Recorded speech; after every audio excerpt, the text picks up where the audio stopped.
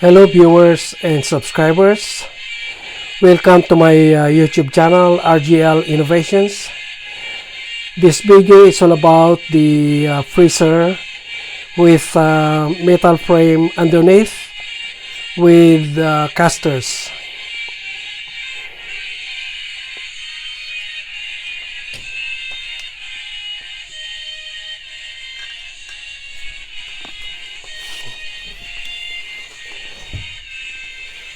I welded the metal frame 1 inch by 1 inch,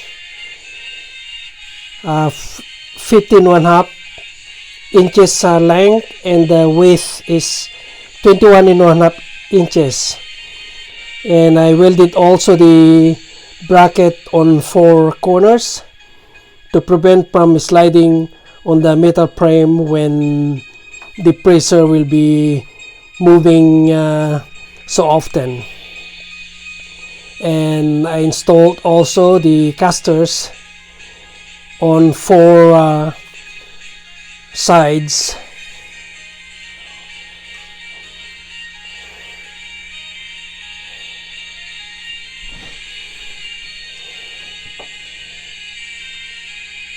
Most of the freezers have no casters, and it's hard to move when during maintenance purposes, and they're trying to clean underneath as well. So it's easy to move when there is casters.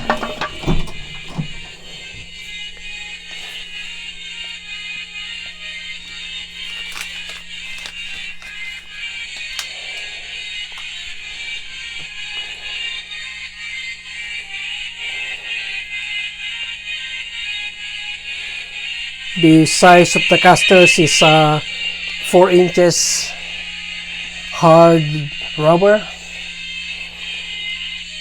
so that it will not mark on the floor when you move the freezer.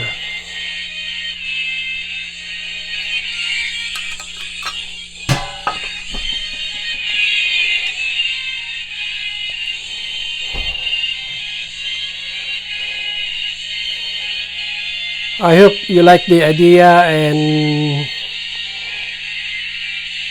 please subscribe and share this video.